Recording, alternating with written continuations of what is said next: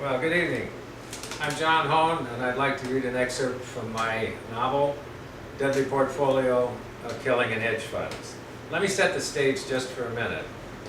The story is about an affluent community, very much like Lake Norman. In fact, I modeled it after Lake Norman, outside of Charles City, which really is an allusion to Charlotte. So that's the setting for the story.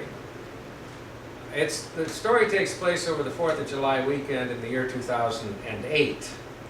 And every 4th of July, senior stockbroker by the name of Matthew Worth and his wife Shirley throw a great big party. There's water skiing and jet skis, golf, tennis, and eating all day long. At the end of the party, the wife of a major client turns up missing. She isn't found before the end of the party, but everybody goes home thinking, well, can't be anything seriously wrong. This chapter I'm about to read comes from, it takes place the morning following the party. Matthew! Matthew! The urgency in Shirley's voice pulled Matthew out of his chair. She was on the lakeshore near the Sherman dock, beckoning to him. The sun was shining brightly on the water behind her. Come quick! Come here! He tossed down his paper, hurried down the steps and across the lawn. As he approached, he saw the reason for her alarm. A woman's body lay in the shallows, face down, her sodden dress wrapped around her. It's Renee, Shirley said. Matthew broke into a trot. He lost his footing momentarily in the soft sand, but plunged into the water and bent down to pick up the body of Renee McAllister. Help me! Shirley waded in, and together they pulled Renee up onto the beach. Oh, God, Matthew said, trying to catch his breath. We should get help, Shirley exclaimed. Yes, call 911, and then bring a blanket or something and come right back. Shirley hurried back to the house. A few minutes later, she returned with a large blue blanket, and the two spread it over her body. They heard a siren in the distance. An EMS truck arrived first. They heard the door slamming behind Matthew's house. The vehicle had parked in their driveway. Hey, down here, Matthew shouted, concerned when nobody appeared. Two uniformed men carrying a resuscitator emerged from the Worth home and trotted to the beach. In the distance, the siren of yet another vehicle was heading their way. Is this where you found her? One attendant asked as the other pulled back the blanket. Was she in the water? If she was in the water, we pulled her out, Matthew replied. Did you see her swimming or hear her call for help? The man asked as he watched his partner lean over the body and then look up and shake his head. No, I saw her lying in the water out a little ways, Shirley replied. Do you know who she is? The same man asked. Yes, Matthew replied. She's Renee McAllister. She was a guest at our home yesterday and disappeared as the party was ending. We hoped that she had gone home. What time was that? About 11:30 or so, Matthew replied.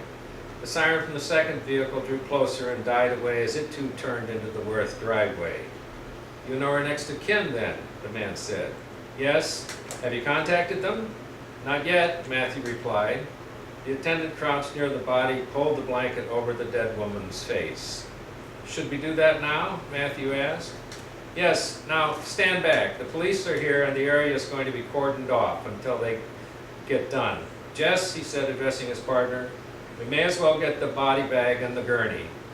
A man in uniform and another in plainclothes appeared at the side of the Worth home. Matthew recognized Detective James Raker and Officer Fletcher from their last visit when they investigated the vandalism to Dr. Sherman's car. Where are you going? Raker asked as they met halfway between the beach and the house. To call the woman's husband, Shirley replied.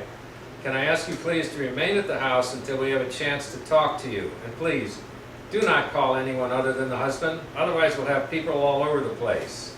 Matthew nodded. A crowd began to gather in response to the sirens. Joyce Sherman emerged next door onto the deck to her home. Please keep back, people, Officer Fletcher ordered. We're going to have more personnel coming in here. Make room for them. Thank you. More sirens could be heard in the distance. Hello, McAllister said, his voice weak and raspy at the other end of the line. Mac, this is Matthew. Mac, we have something to tell you. It's about Renee, Mac. Do you have anyone with you there now? No, why? Did she finally show up? She's dead, Mac.